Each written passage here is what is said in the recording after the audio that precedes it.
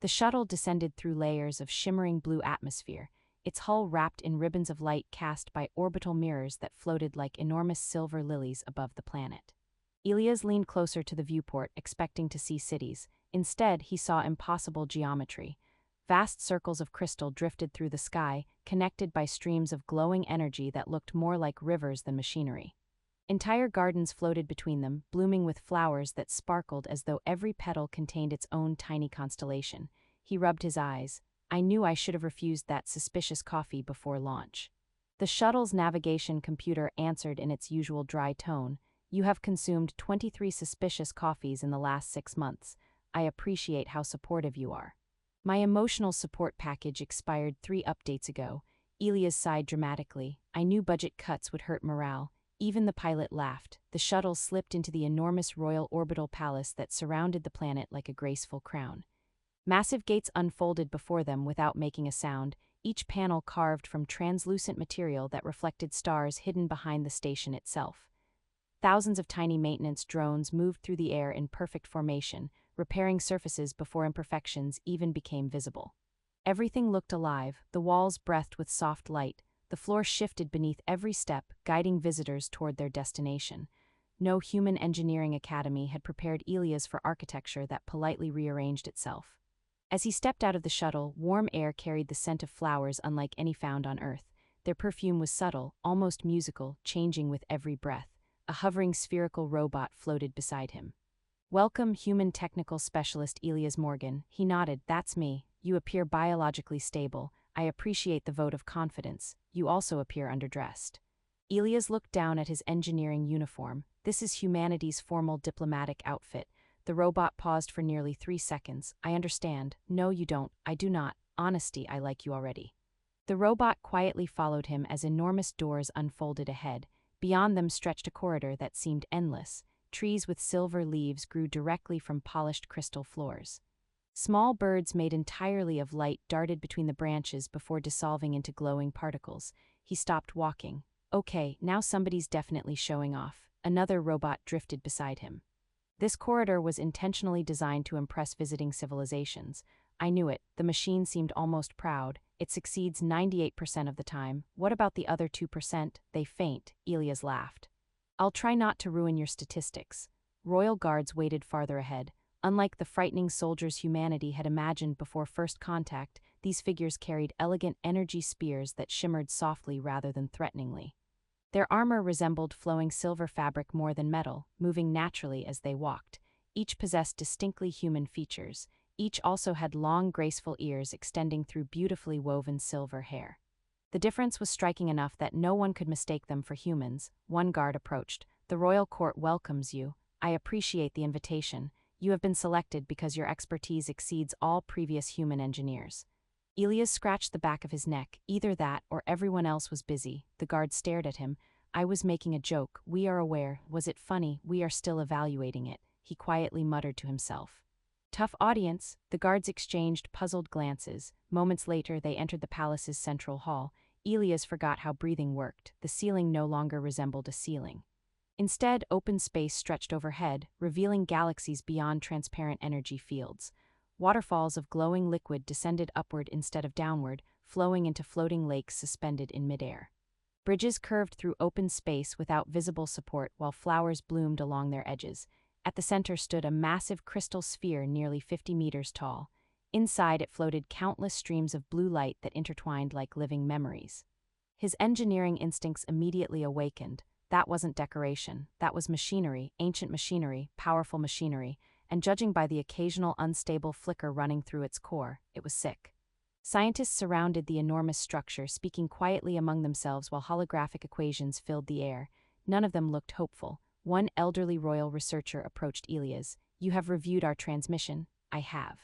You believe you can identify the fault. I believe I can try. That answer is unexpected. My profession has taught me one thing, and that is, whenever an engineer says they're absolutely certain, everyone nearby should start running.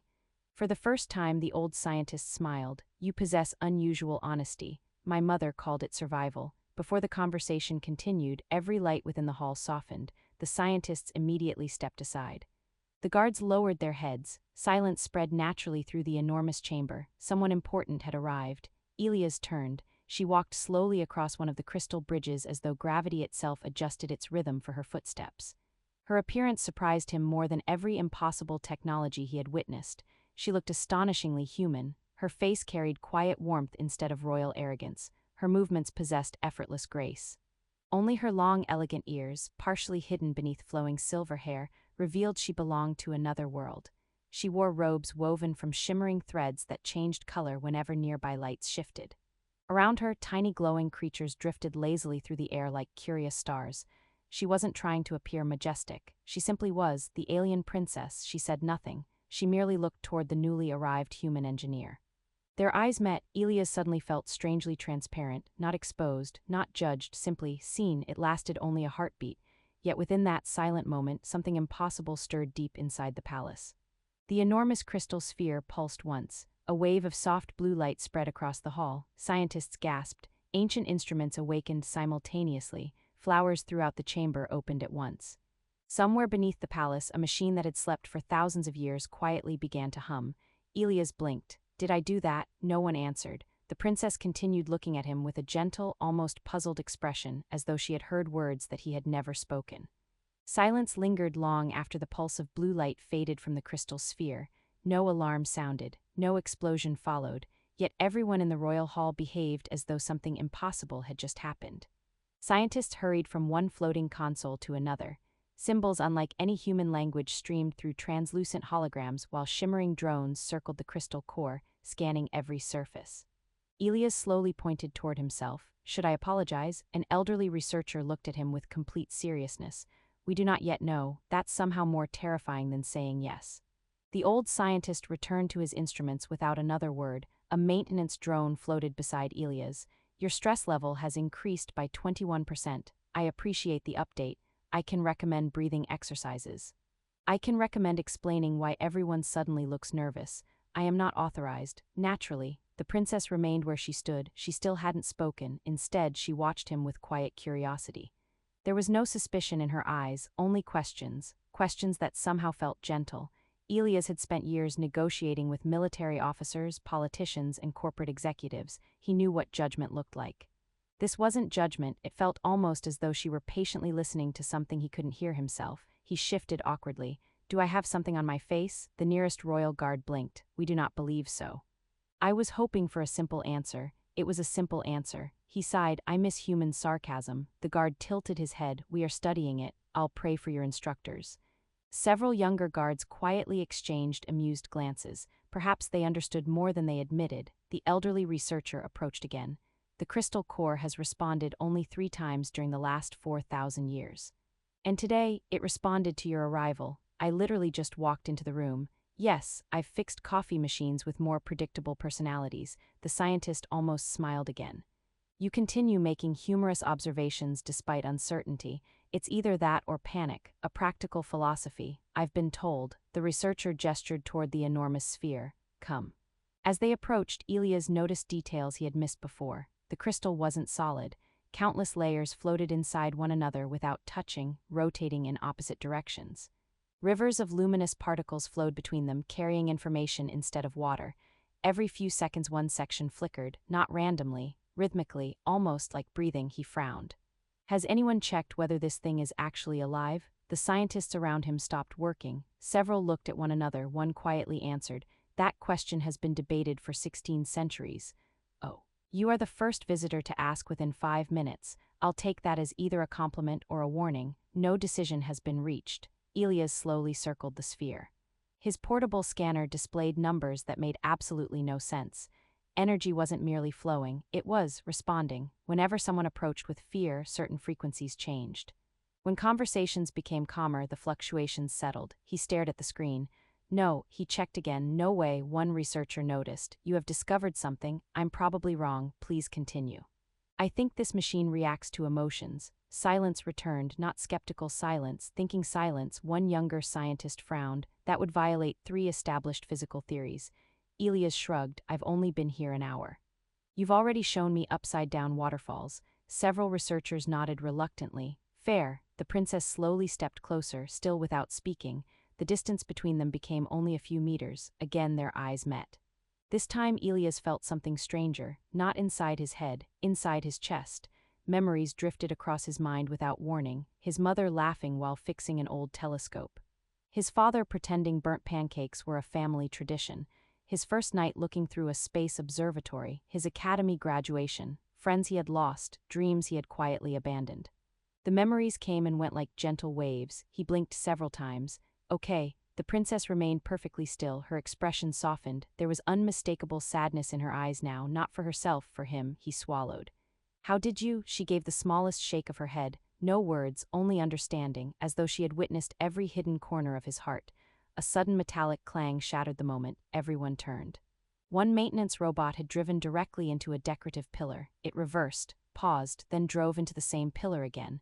Elias stared. That one's definitely related to my engineering department.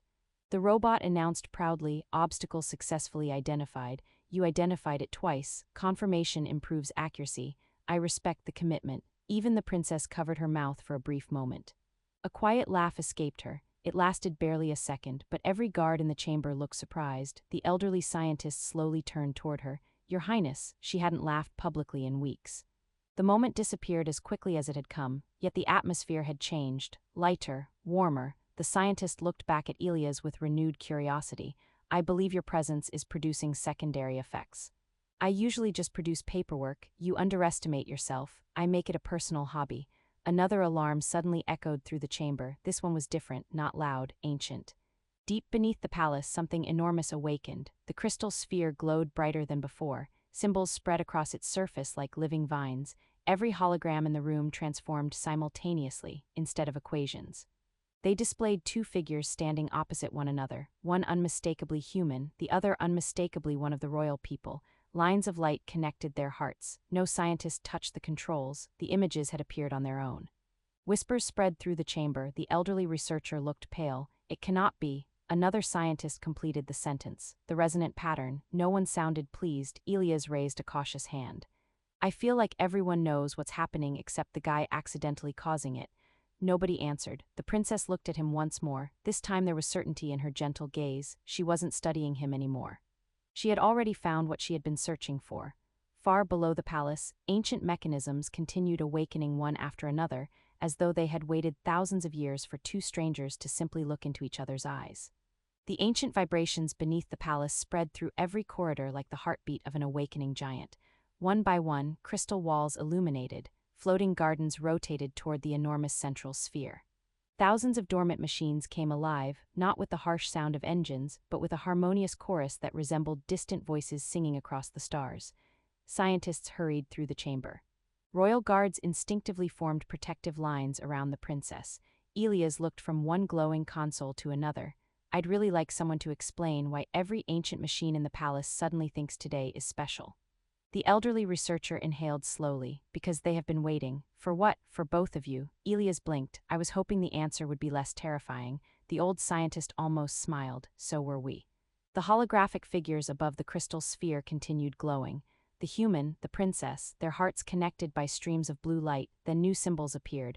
Ancient writing spread through the air like flowing water. One young researcher translated aloud. Harmony cannot be calculated. Another line emerged. It can only be shared. A third appeared moments later. Two hearts may awaken what 10,000 fleets never could. Silence settled over the hall. No one dared interrupt the ancient message. The princess slowly stepped forward until she stood beside Elias. Again, she said nothing. She simply looked at him. The familiar warmth returned. This time Elias understood what felt different. She wasn't reading his thoughts. She was feeling the emotions he had never allowed himself to acknowledge. He lowered his eyes. So, you know, she gave a gentle nod. You know I'm terrified of failing. Another nod. You know I pretend everything is fine by making terrible jokes. Her smile became slightly wider. I knew those jokes would be my downfall. Several nearby guards quietly laughed. One even coughed to hide it. Elias sighed dramatically. Wonderful, I've become an international embarrassment. For the first time the princess spoke. Her voice was soft enough that everyone instinctively fell silent. No, she paused. You became honest. Her words echoed through the chamber, simple, gentle, impossible to misunderstand. Elias stared at her. So, all this time, she nodded again. I heard your heart. He scratched the back of his neck. I really should have organized it better. She laughed, not politely, not quietly. A genuine laugh filled the royal hall. The sound spread through the enormous chamber like sunlight breaking through clouds. Scientists looked at one another in disbelief. Some of the palace attendants smiled without realizing it. Even the crystal sphere brightened. The elderly researcher whispered, "Her Highness has not laughed like that since before the disturbances began." The vibrations beneath the palace suddenly stopped, not because something had failed, because something had finished. The crystal sphere opened. Its countless floating layers unfolded like the petals of a gigantic flower. At its center floated a small sphere of pure white light. No machinery surrounded it, no visible power source existed. It simply hovered there, waiting. The researchers backed away. "Our records never described this." Elias looked at the princess. "I have exactly one bad idea." She tilted her head. "I think it wants us to walk over there." Several scientists immediately objected. "That is unsafe. It is unprecedented. It is impossible." Elias smiled. "Those 3 words usually describe my career." The princess quietly extended her hand. Without hesitation, Elias accepted it. The instant their hands touched, warmth flowed between them, not heat, understanding. The loneliness he had carried across countless worlds quietly dissolved. The pressure of being perfect disappeared. The fear of speaking honestly simply faded. The princess experienced something equally unfamiliar. For the first time in years, she no longer carried the overwhelming emotions of everyone around her alone. His steady courage balanced her extraordinary gift. Together they approached the sphere. It drifted closer. Then divided into thousands of tiny lights. Each light raced through the palace, across the planet, into orbit, beyond the atmosphere. The lights continued traveling into deep space. Every royal observatory immediately received the same transmission. Every human satellite detected it. Every civilization within range witnessed identical words appearing in their skies. "We remember." The ancient intelligence had never been a weapon, it had been a witness. Long ago, it had been created by a civilization that believed advanced technology should serve compassion instead of conquest. It had waited through thousands of years of war, fear, and division for proof that different species could truly understand one another. Not through treaties, not through force, through trust. The palace had not chosen the strongest warrior, nor the greatest ruler. It had chosen 2 people willing to see each other without fear. Outside the orbital palace, fleets that had quietly gathered in preparation for possible conflict received the same message: weapons powered down. Shield formations dissolved. Across dozens of command bridges, suspicious commanders lowered their heads in thoughtful silence. There was nothing left to fight. Hours later, engineers and scientists celebrated throughout the palace. The mysterious energy failures had vanished completely. Ancient systems functioned better than anyone had believed possible. The elderly researcher approached Elias holding a crystalline data tablet. "It appears the palace has appointed you." As what? He studied the translated text. "Honorary consultant for extremely unpredictable situations." Elias blinked. "Is that a real title?" "It is now. I've peaked professionally." The nearby maintenance robot floated over. "Congratulations. Thank you. You remain underdressed." "I knew you were going to say that. I enjoy consistency." The princess laughed again. This time no one seemed surprised. It simply felt natural. Days later, Elias stood with her in one of the floating gardens overlooking the endless stars. The flowers shimmered softly around them. The palace no longer felt impossibly alien. It felt welcoming. Home, perhaps in a way he had never expected.